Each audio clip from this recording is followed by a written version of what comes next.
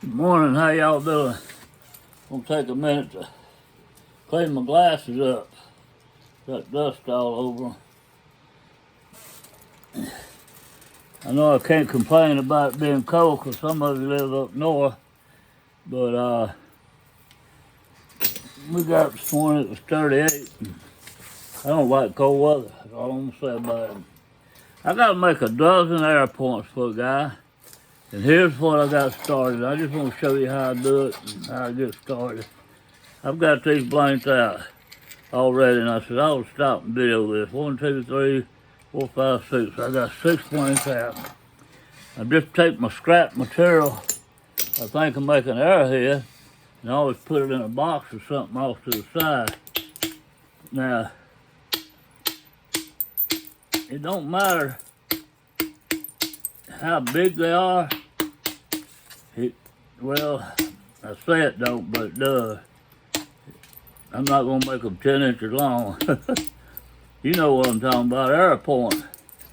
But anyway, now all don't have to be the same. I'd charge them more money if you wanted to match. But if you see this hole in this thing right there, and got a couple cracks running this way, and I'm gonna start working it real easy. I'm gonna tack this hole first. So I'm gonna hit down like this, bunch of little taps. Then I'm gonna grind that edge real good. Now, the bevel on this, I gotta hit almost straight down because it dips in. I wanna run it into that hole. I'm gonna fix this side here. Run it into that hole. See how it's running into it? Not going past it or above it, it's just dropping right off into it. Like you pull a drain plug on a swimming pool or something, and water just eases out through the hole. Got a crack here that's messing everything up. I'm gonna chip around it. It didn't run far. I'm using mostly a kill cut because I had a lot of scrap of that stuff. And it chips real good. Nothing wrong with kill cut. A lot of people don't like the color of it, but when you make an arrowhead, they don't really care what color it is.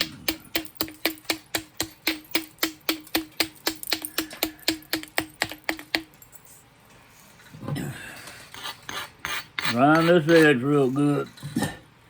This goes down and comes up. Gonna hit in just like this.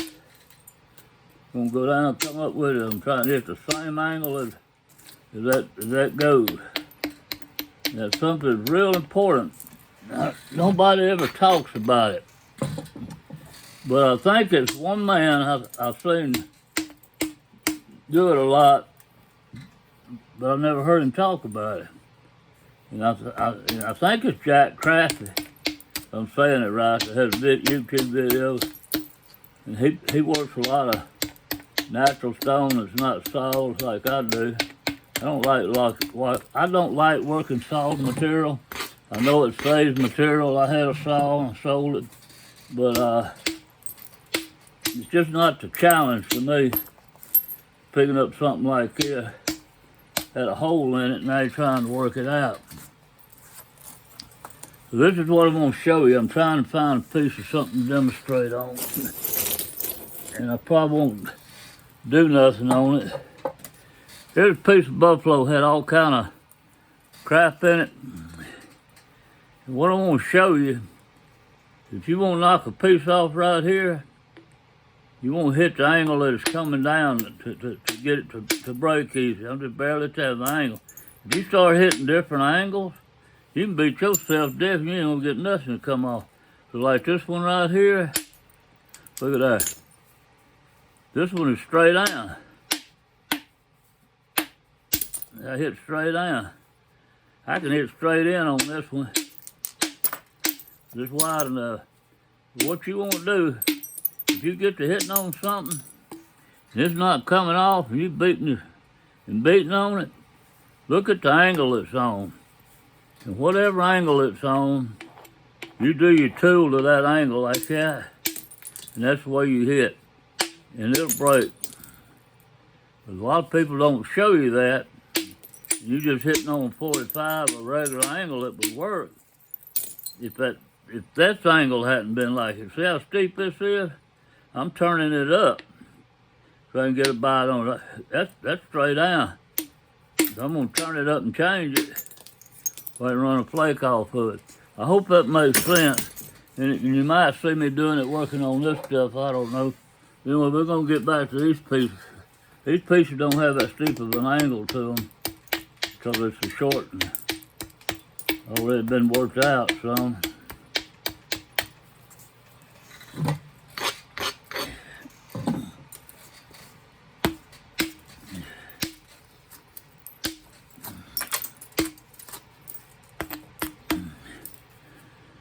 Okay, that's looking pretty good. We got a bunch of rough looking stuff here, crack this way and all kinds of stuff. I'm gonna show you how I'm gonna tack that. I ain't gonna go no further than here. I ain't gonna worry about that. I'm gonna get this out. All right, to get this out, I'm gonna come this way. That plate run all the way to there. Left me a platform set up. I got a little nib in the way there. I'm gonna knock it out. Left me this platform. Run it that way. Because I run it that way, it took all this out. If I went straight in, I'd have had a hinge stacking up there. So I just come behind it and sneaked into it, scared it to death. It didn't know what hit it. It was sitting there reading the newspaper, just disappeared.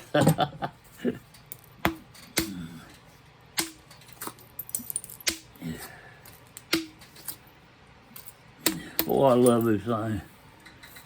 It took me a while to get used to them. When I first saw them, I laughed about it. And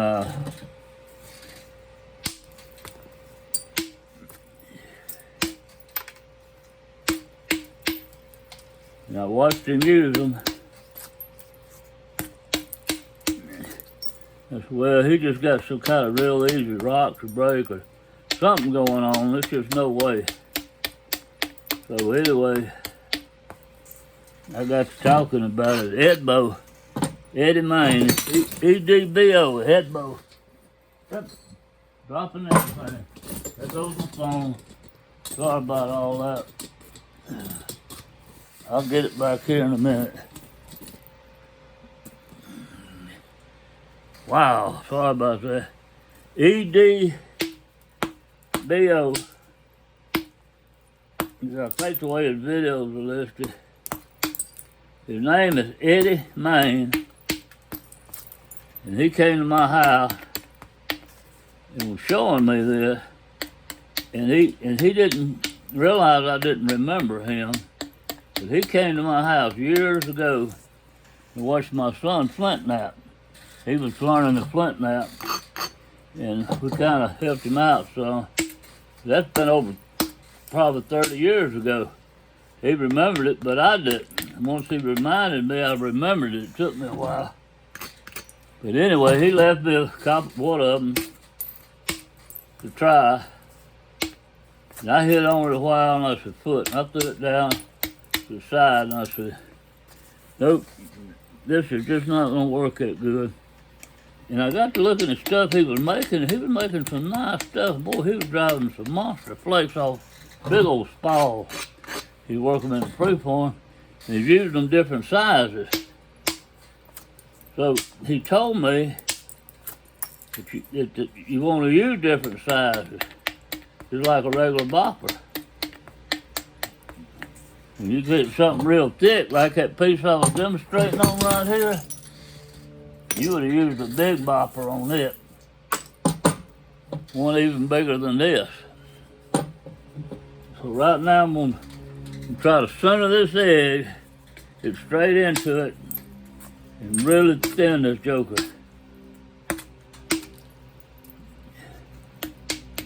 One part did real good. This part here didn't. Can't explain it. Something went wrong. It should have went. I don't know if I didn't grind it up here. Sometimes I grind one spot I'm looking at and I don't grind the rest of it. But I did center the edge. You can see the way it's crushed. So that means I probably didn't grind it. So with this bopper, you can hit on top of it like this and get away with it. Remove that stuff.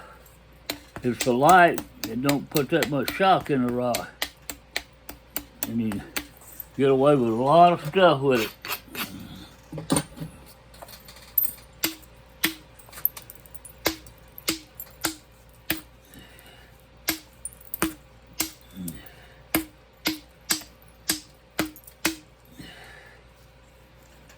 All right, I got a big old wart sticking up there.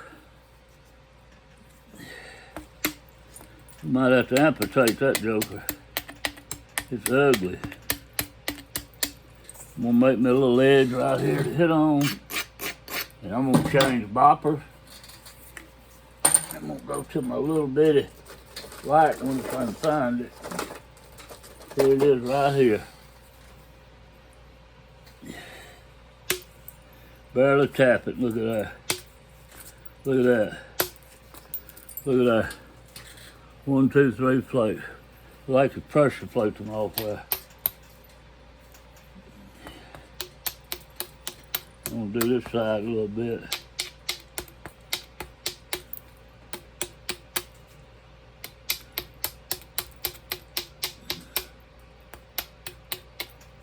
Right now, I just scrape it with this for grinding it.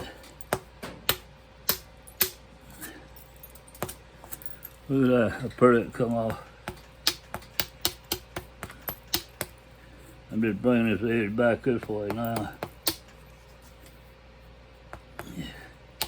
I'm trying to bring this edge up. I'm going to show you why. Give it a convection to come over here and knock this crack out of this rock. Now the hinge is a natural crack running from this side through there. I'm going to try to get enough convexity on this thing. I don't want to get it so narrow. It's not going to look right for an arrowhead. But if I can get enough convexity built up, I think I can drive it across and take it out.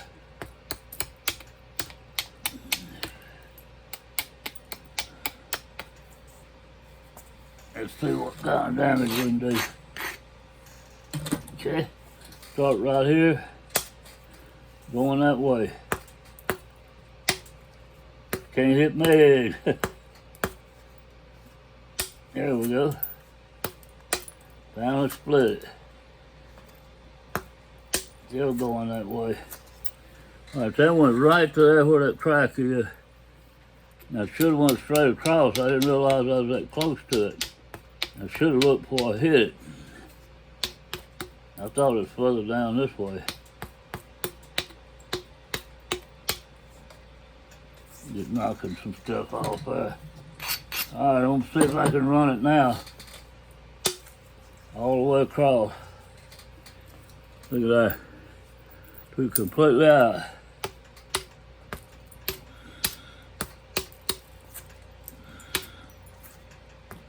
Yeah, people ask me, how thin can you percussion something? No matter how thin it is. Get the right hammer on it, you can do it. I'm gonna pin this base and hopefully I can run the rest of it out. Show you what I'm talking about. It's a little one there, if I can run it down through there, it'll come out. We'll make a little fulsome point out of it. Look at that. Now, I can pressure plate everything and straighten it up now. No problem. That's the way I make a little proof on it. We'll do a couple more. Here's a big one. I'm gonna change to my bigger knocker. Bopper. Alright, here's a good example. See how this is coming down like this? Watch me do this. That's the way I'm hitting. Look at that. I can't get to it doing it like this, but if I come down like this,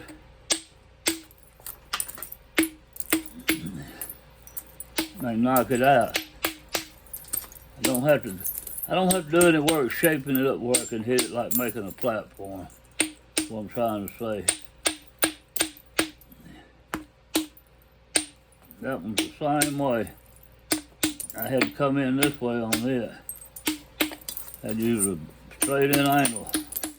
Get straight in on it. I was trying to knock all that off and I broke it. I was hitting it in a hurry because I couldn't say I don't need it this long. And I said I need to break that material off, but I didn't want to break it. I want to break it a little shorter. Don't need nothing this big. We'll take some off the top and thin the top since it's longer than what I needed.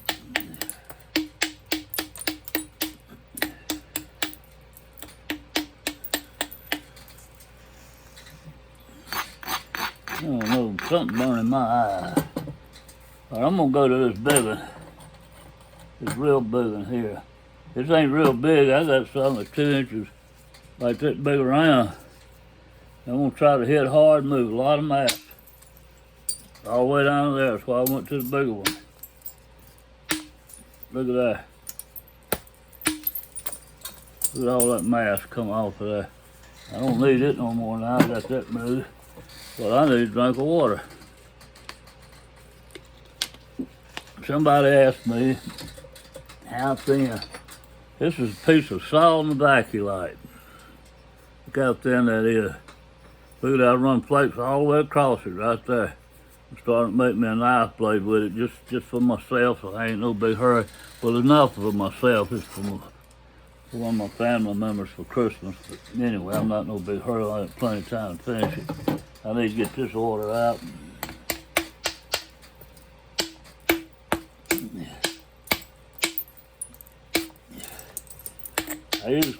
I used percussion glass, like window glass.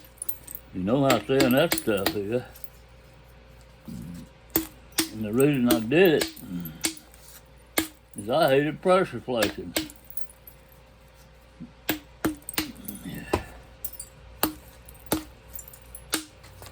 Something just popped. Don't know what it is. Ain't got nothing plugged in the old refrigerator. Maybe it's fixing to blow up. Don't work too good. I haven't used it in a long time.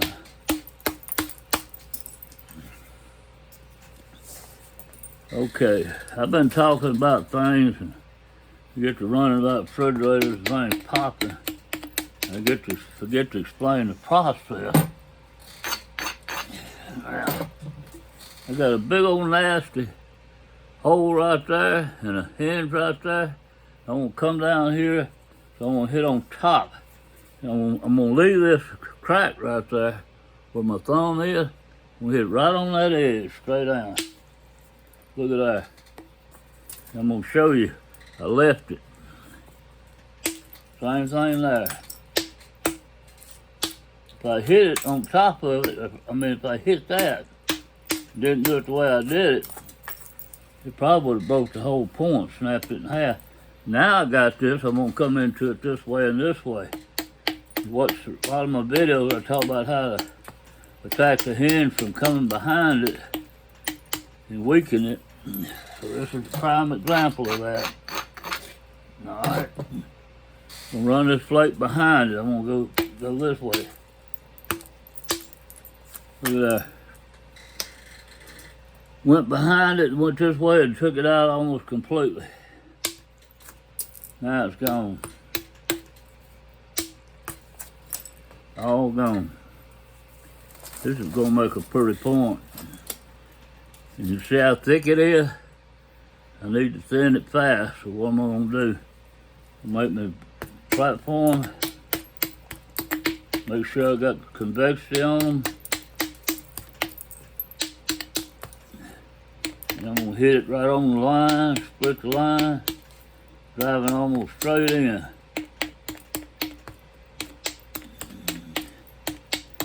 Move a lot of material fast. Now this is what's gonna probably happen here. I've got my eyes burning bad. I don't know what's happening. That's happened to me the other day when I was in here. I don't know what's going on. Anyway, I'm gonna split this edge. Might not run them too far because of this low spot, but you never know. All right.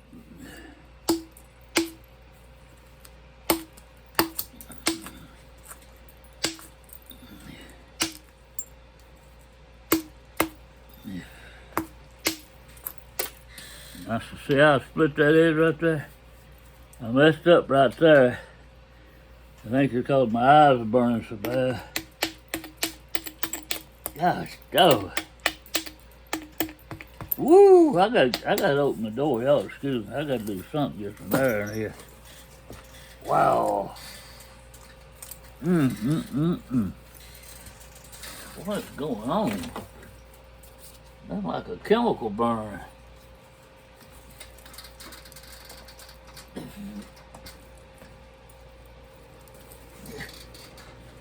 Turn my fan on. Woo.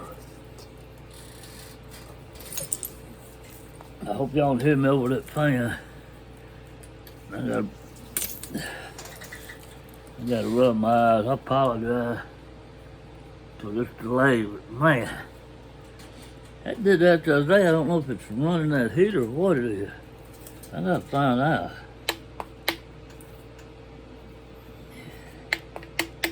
All right, we're getting this edge ready. Go ahead and take a lot out on it. See, sometimes I miss them points. They're a little low when I'm grinding. I don't look at it. I just hit it a couple times.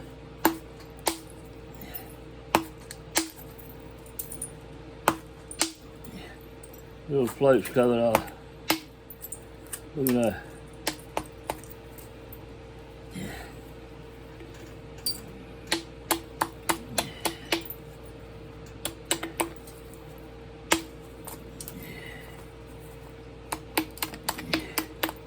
I had too much convexity here.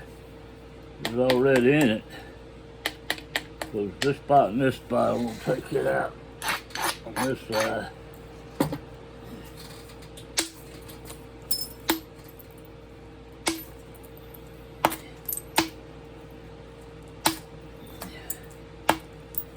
There we go. I need to find a little more there. There's something in that rock there's a little fossil or something. It just keeps crumbling. Won't let the float run. We'll get it out. Ain't gonna bother me. I ain't scared of it. Here we go. Now we're gonna go this way. All right, I think I've done enough instructions that you can see what I'm talking about and just watch me now. Rather than me just stop and explain everything. Slow down, explain it like I ground that and hitting straight into the edge, splitting the edge, one of the big massive plates off. See how thin it's getting. So on this side, pull it up.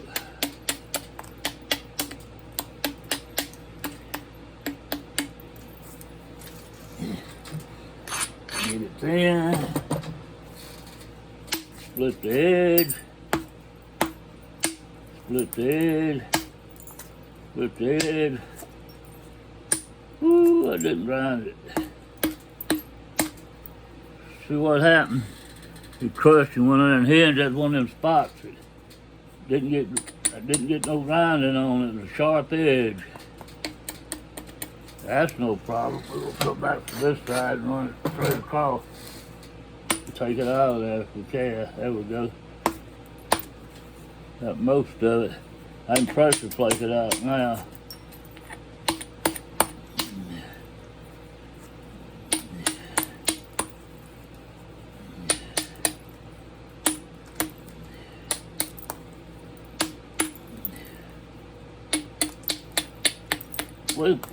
We had a hunting club and camp was in the bottom flat land, and the creek was about 200 yards, 300 yards from it.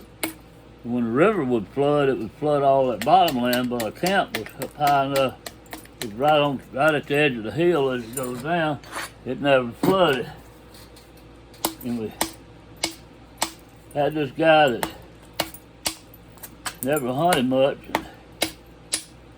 His boy wanted to hunt because some kids' age, his boy wanted to hunt. All right, that's a good one, ready to go. Instead of telling the story. So he came up to the camp. Well, it's a good piece of buffalo. He come up to the camp, and we all knew him. He was a businessman, and he's in land clearing business and all. And he said, "Look, I don't hunt." He said, "I'll pay somebody to teach my boy to hunt. If y'all let me join this club," and he said, I'll pay extra or whatever. Well, my son knew how to hunt, and he was like 16 years old, and he was hunting by himself anyway. And I said, "You ain't got to pay me." I said, "I'll be glad to teach that boy how to hunt." So he got him everything. I went, and he got everything. Man was well off. Bought him a bolt action Browning rifle. He went to the sporting goods store and told him he didn't know nothing about nothing, and he was going to start hunting. And they put him a real high dollar scope on there. I don't remember if it was Swarovski or they might not even had them back then. It might have been just a Leopold or something. But anyway, it was all first class for that time period. And so the kid comes up and he's driving a four-wheel drive truck.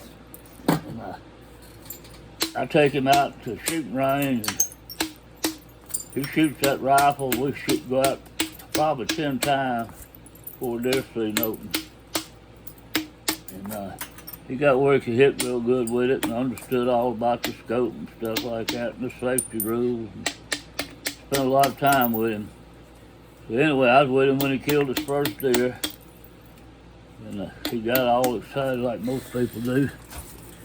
But anyway, this has got a lot of hills on it, and this is flat.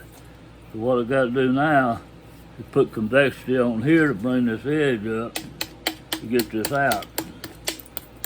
So all that bottom flooded, and when it floods, the deer go up in the hills.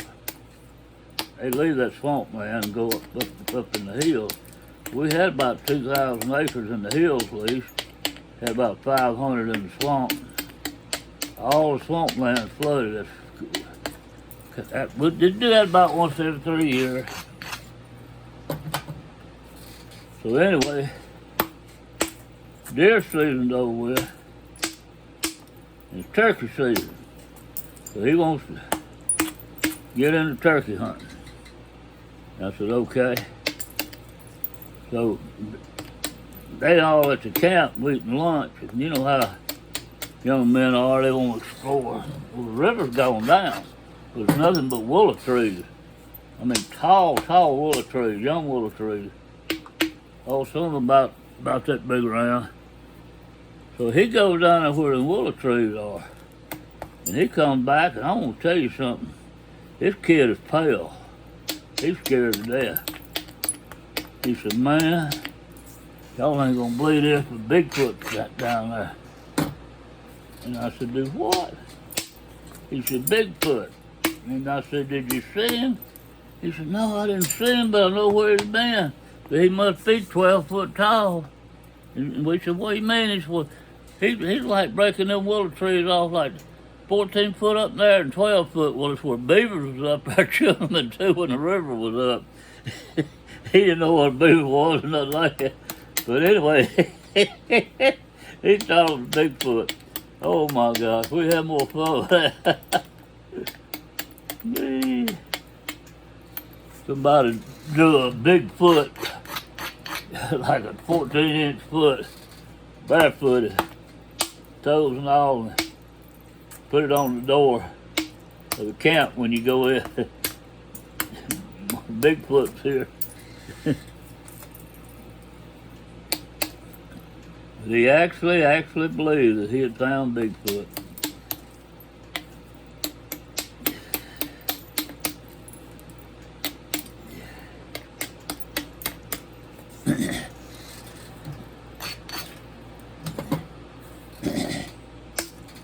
We had a bunch of young boys, probably 12, 11. I think 1 or 2 might have been 13. We had like 6 or 7 of them in the camp, and they seen that sign just like a year later, and they said, "What's that Bigfoot sign, that picture of Bigfoot doing up there? Who drew that foot?" And said, "Well, we got Bigfoot around here." "Oh, no, you don't." "Yeah, we do too." We kept, telling them we did, and they didn't believe it. So that night, I got me a garbage bag that would go all over my body. And I slipped out of the camp. Nobody knew it but some of the men. And I got in a ditch out there by a parking lot with a pretty good sized ditch, drainage ditch we had. I just laid down in that ditch with that garbage bag over me. They got talking about Bigfoot in there. They told them boys they'd been hearing something out there. So y'all need to take this light and go out there and shine it around. There's something out there. Well, half of them didn't believe it. Some of them did. But anyway, about all of them went. I mean, every one of them went. It was about 8 or 9 of them. There was a bunch of them. And I could hear them talking. Now, I can't see because I got that garbage bag over my head. And I hear them say, "Ain't nothing out here, let's go this way." They went that way, and in a few minutes, about 10 minutes later, I heard them say, "Let's go back this way." And they coming straight for me. And one of them stepped in that ditch instead of stepping over it. I guess he saw that black bag or something, thought it was dirt. I don't know what he thought. But he stepped right on top of me. And I hollered, "Oh!" It was right down in my private part. And I come up out of that ditch, and them boys were just screaming and running. And I'm hollering. One of them left peed on himself. I mean, it scared the shit out of them boys. That was the funniest thing. They was running that camp. I hollered. The daddy had to calm them down. They told them what happened. About that time I come walking in, they told them it was me just playing a joke on them. But man, that was funny. Getting stepped on where I got stepped on wasn't funny though. There wasn't nothing funny about that. I'll switch to this little one because I got it so short and narrow. I didn't thin it like I should have. I could have done a lot better job on it. I'm sitting there talking, not paying any attention to what I'm doing, but I pressure flake it out. There's another one. All right, that's enough of that. I got a bunch more to do. I hope y'all have a good Christmas and a blessed day. Merry Christmas, y'all.